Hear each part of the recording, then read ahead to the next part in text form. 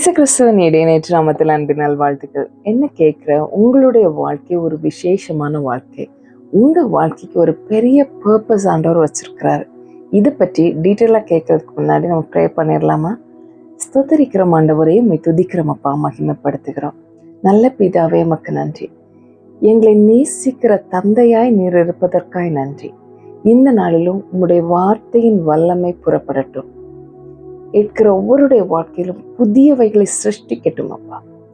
மீதியான நேரம் முழுவதும் பரிசுத்த ஆவியானவரை உங்க கண்ட்ரோல்ல எடுத்துக்கொள்ளுங்க. இயேசுவின் நாமத்தில் ஜெபிக்கிறோம் சுவாமி, ஆமென்.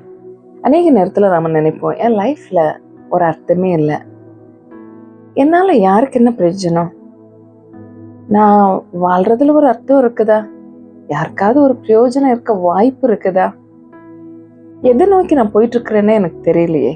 சில நேரம் நல்லா இருக்கு, அநேக நேரத்துல குழப்பமும் போராட்டமா இருக்குது. என் மூலமா யாருக்காவது ஒரு நன்மை உண்டாகுமா?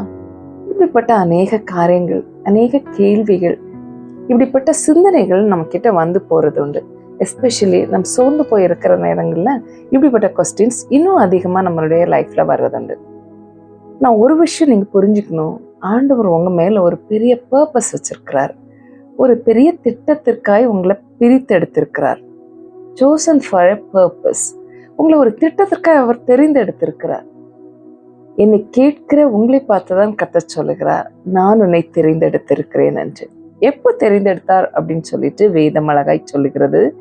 எரேமியா 1வது அதிகாரம் 5வது வசனத்துல சொல்றாரு. நீங்க என்ன நினைக்கிறீங்க? நீங்க ஆண்டவரை தெரிஞ்சுக்கிட்ட பிறகு அவர் உங்களை தெரிந்தெடுத்தாருன்னு நினைக்கிறீங்களா? இல்ல நீங்க இந்த பூமியில வந்த பிறகு ஏதோ ஒரு டைம்ல தெரிந்தெடுத்தாருன்னு நினைக்கிறீங்களா? நம்முடைய வாழ்க்கையை பூமியில் உள்ளவர்கள் கணக்கிடுறது நாம பிறந்த நாள்ல இருந்துதான்.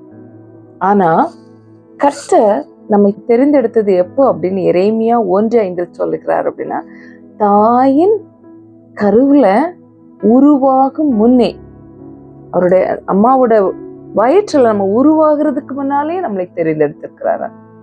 எதுக்கு அப்படின்னா, ஒரு திட்டத்தை செய்யும்படியாய். 1 பேதுரு 2வது அதிகாரம் 9வது வசனம் சொல்லுகிறது, அவருடைய புண்ணியங்களை அறிவிக்கிறதற்கு.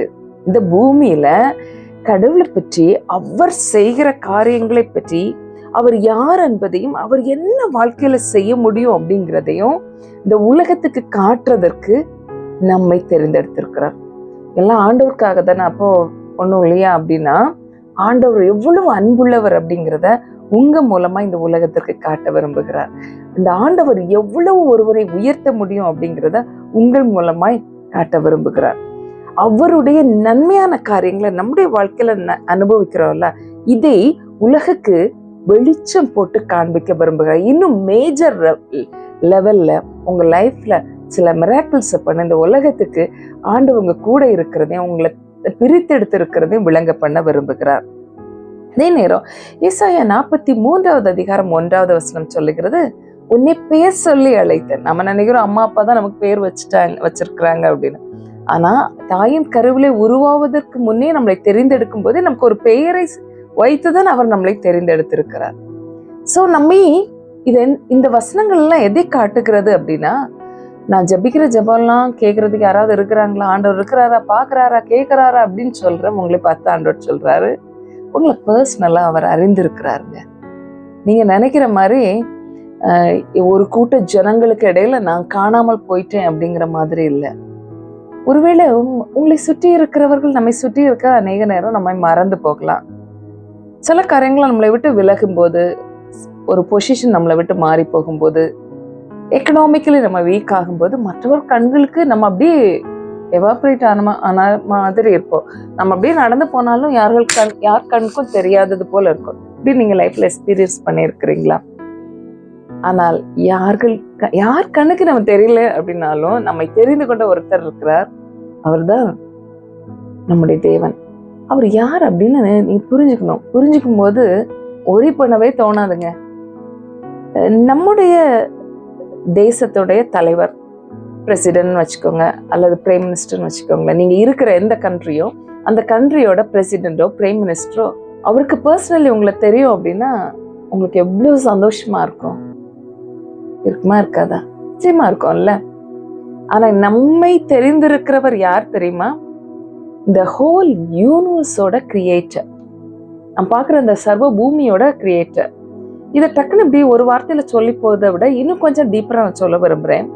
நாம பார்க்குற இந்த யூனிவர்ஸ், இந்த அண்ட சராசரம், இதுக்குள்ள நாம ஒரு பூமி அப்படிங்கிற ஒரு பிளானட்குள்ள இருக்கிறோம். இந்த பூமி ஒரு சோலார் ஃபேமிலிக்குள்ள இருக்குது, ஒரு சூரிய குடும்பம். இதே போல ஆயிரக்கணக்கான சோலார் ஃபேமிலி இந்த யூனிவர்ஸ்ல இருக்குது அப்படின்னு சொல்றாங்க. பூமியை பற்றியே இன்னும் நம்முடைய விஞ்ஞானிகள் கண்டுபிடிக்கல. பூமியை சுற்றி என்ன இருக்குது, இந்த சோலார் ஃபேமிலிக்குள்ள என்ன இருக்குது அப்படிங்கிறதே கண்டுபிடிக்க முடியல. என்னன்னோ பெரிய ஆராய்ச்சிகள் எதோ நடந்தாலும் இன்னும் இதுல கண்டுபிடிக்க வேண்டியது அநேகம் இருக்குது. தெரிஞ்சுக்கிட்டது ரொம்ப கொஞ்சம் தான், இன்னும் நிறைய தெரிஞ்சுக்க வேண்டியது. இது ஒரு சோலார் ஃபேமிலியை பத்தி. இதே போல ஆயிரக்கணக்கான சோலார் ஃபேமிலி, இதெல்லாம் சேர்ந்ததுதான் ஒரு யூனிவர்ஸ். ஆனா உங்களை பேர் சொல்லி அழைத்தவர், உங்களை பர்சனலா அறிந்திருக்கிறவர் யார் அப்படின்னா, creator of this whole universe. எதுக்கு சோர்ந்து போயிருக்கிறீங்க? இதெல்லாம் உருவாக்கினவர், இதற்கெல்லாம் ஓனரா இருக்கிற அவர்தான் உங்களை அறிந்திருக்கிறார். உங்களை பேர் சொல்லி அழைத்திருக்கிறார், பர்சனலி அறிந்திருக்கிறார். சும்மா இந்த பூமிக்கு உங்களை அனுப்பிட்டு கைவிட்டுட்டு போறதுக்காக இல்ல, ஒரு பர்பஸ்க்காக. இவ்வளோ பெரிய காரியங்களை உருவாக்கினவர், உங்களை உருவாக்கி இந்த உலகத்துல ஒரு சாதாரண விஷயத்திற்காக அனுப்பவில்லை, ஒரு பெரிய திட்டத்தை நிறைவேற்றும்படியா. நம்மை ஆண்டவர் பிரித்தெடுக்கிறதுக்கு லேவியராகமம் 20வது அதிகாரம் 24வது வசனம் சொல்லுகிறது, உன்னை ஆசீர்வதிக்க நான் உன்னை பிரித்தெடுத்தேன். உனக்கு கஷ்டப்படுத்துறதுக்காக இல்ல, துன்பப்படுத்துறதுக்காக இல்ல, உன்னை போட்டு அடியடின்னு அடிச்சு மற்றவங்களுக்கு முன்னாடி ஒன்னும் இல்லாம ஆக்கி அதுக்காக இல்ல, உன்னை பிளஸ் பண்றதுக்காக நான் பிரித்தெடுத்தேன். அந்த வசனத்தை வாசிக்கிறேன் பாருங்க. லேவியராகமம் 20வது அதிகாரம் 24வது வசனம். நீங்கள் அவர்கள் தேசத்தை சுதந்திரிப்பீர்கள் என்று உங்களோட சொன்னேன். பாலும் தேனும் ஓடுகிற அந்த தேசத்தை உங்களுக்கு சுதந்திரமாக கொடுப்பேன். உங்களை மற்ற ஜனங்களை விட்டு பிரித்த உங்கள் தேவனாகிய கர்த்தர் நானே. உன்னை நான் பிளஸ் பண்றதுக்காக தான் உன்னை நான் பிரிச்சேன் அப்படின்னு சொல்லிட்டு இஸ்ரவேல் ஜனங்களுக்கு சொல்றேன். நீங்களும் நானும் இயேசுவின் மூலமா இஸ்ரவேலரா இருக்கிறோம்ல, உங்களுக்கும் எனக்கும் சேர்த்துதான் ஆண்டவர் சொல்றேன், உன்னை பிளஸ் பண்றதுக்காக நான் பிரித்தெடுத்தேன். அப்பிறகு லேவியராகமம் 20வது அதிகாரம் 26வது வசனம் சொல்லுகிறது, என்னை போல உன்னை பரிசுத்தமாக்குறதுக்காக நான் உன்னை பிரித்தெடுத்தேன். சில நேரத்துல நம்மளை சுற்றி இருக்கிறவங்க அவங்களுக்கு சாதாரண செய்யற விஷயங்களெல்லாம் நம்மளால செய்ய முடியாது. அவங்க நினைப்பாங்க, இது கூட நிச்சயம் இல்லை, நீ ட்ரெண்டியா இல்ல, நீ இந்த உலகத்துக்கு ஒத்து போகல அப்படின்னு சொல்லுவாங்க. ஆனா உங்களுக்கு அதை செய்யறதுக்கு முடியவே முடியாது. Others can, you can not. மற்றவங்களால செய்ய முடியறது நம்மளால செய்ய முடியல. ஏன் அப்படின்னா, தேவனை போல பரிசுத்தமாய் வாழும்படியா நாம் அழைக்கப்பட்டிருக்கிறோம். மற்றவங்களுக்கு சாதாரணமா செய்யற எல்லா விஷயத்தையும் நம்மால செய்ய முடியாது. அப்படி ஒரு ஃபீல் உங்களுக்கு இருக்குதா? நீங்கள் பிரித்தெடுக்கப்பட்டவர்கள், அவரை போல பரிசுத்தமாய் வாழும்படியாய். வாசிக்கிறேன் பாருங்க. லேவியராகமம் 20வது அதிகாரம் 26வது வசனம். கர்த்தராகிய நான் பரிசுத்தராய் இருக்கிறபடியினால் நீங்களும் எனக்கேற்ற பரிசுத்தவான்களாய் இருப்பீர்களாக. நீங்கள் என்னுடையவர்களாய் இருக்கும்படிக்கு உங்களை மற்ற ஜனங்களை விட்டு பிரித்தெடுத்தேன். சொன்னேன், உங்களை பிளஸ் பண்றதுக்காக அவர் பிரித்தெடுத்தார். அடுத்தது ஒரு ஹோலி லைஃப். இந்த உலகத்துல ஒரு பரிசுத்த வாழ்க்கை வாழ முடியும், அதுல ஒரு பெரிய ஆசீர்வாதம் இருக்குது, அதுல ஒரு பெரிய சந்தோஷம் இருக்குது, அதுல கவலை இல்லை, போராட்டம் இல்லை அப்படிங்கிறத அந்த உலகத்துக்கு காட்ட நீங்களும் நானும் இருக்கிறோம். அப்போ எவ்வளவு பெரிய திட்டம் பாருங்க. நம்மளை ஆண்டவர் ஆசீர்வதிக்கிறதன் மூலமா இந்த தேவன் எவ்வளவாய் ஒரு மனிதனை ஆசீர்வதிக்க முடியும் அப்படின்னு அந்த உலகத்துக்கு நம்மளை வச்சு காட்ட போகிறார். நம்மளை வைத்து பரிசுத்த வாழ்க்கையை காண்பிக்க விரும்புகிறார். இப்படிப்பட்ட ஒரு நல்ல தேவனுடைய பிள்ளையா நாம் இருக்கிறோம். யோவான் 15வது அதிகாரம் 16வது வசனம் ரொம்ப அழகா சொல்லுகிறது. நாம நினைக்கிறோம் நாம தான் ஆண்டவரை தேடி தேடி போறோம் அப்படின்னு. ஆனா இந்த வசனம் யோவான் 15:16 சொல்லும் போது வாசிக்கிற பாருங்க. நீங்களே தெரிந்து கொள்ளவில்லை, நான் உங்களை தெரிந்து கொண்டேன். நீங்கள் என் நாமத்தினால் பிதாவை கேட்டுக்கொள்வது எதுவோ அதை அவர் உங்களுக்கு கொடுக்கத்தக்கதா நீங்கள் போய் கனி கொடுக்கும்படிக்கும் உங்கள் கனி நிலைத்திருக்கும்படிக்கும் நான் உங்களை ஏற்படுத்தினேன். சோ நீங்க என்ன தெரிஞ்சுக்கல, நான் தான் உங்களை தேடி வந்தேன் அப்படின்னு சொல்றாரு. ஆமா, தாயோட கருவில் உருவாகிறதுக்கு முன்னாடி நம்ம எப்படி தேட முடியும்? இல்ல பிறந்த உடனே தான் நம்ம என்ன எப்படி தேட முடியும்? அவர் நம்மை தேடி வந்தார்.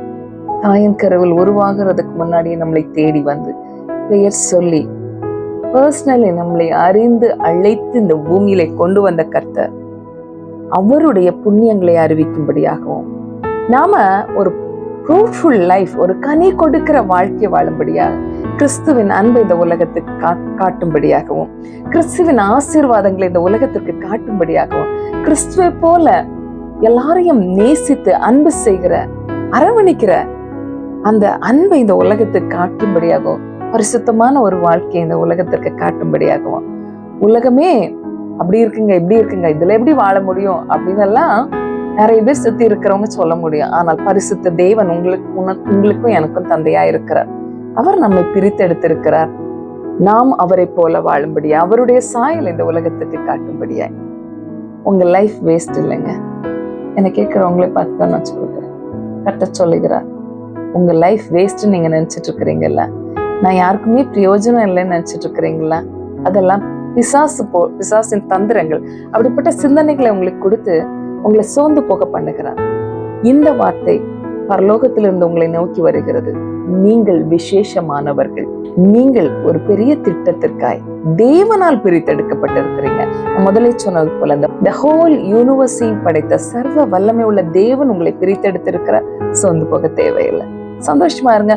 உங்க லைஃப் மூலமாய் அநேகருடைய வாழ்க்கை மாறப்போகிறது, கட்டி எழுப்பப்பட போகிறது. கர்த்தர் அப்படியே உங்களை பயன்படுத்த போகிறார். நம்ம ஜெபிக்கலாமா? நன்றி ஆண்டவரே, இந்த வார்த்தைக்காய் நன்றி. நீர் எங்களை தேடி வந்ததற்காய் நன்றி, எங்களை தெரிந்தெடுத்ததற்காய் நன்றி. எங்களை ஆசீர்வதிக்கும்படியாய், பரிசுத்தமாய் வாழும்படியாய், உம்முடைய புண்ணியங்களை இந்த உலகத்திலே அறிவிக்கும்படியாய், கனி கொடுக்கிற வாழ்க்கையை வாழும்படியா எங்களை தெரிந்து கொண்டதற்காய் நன்றி.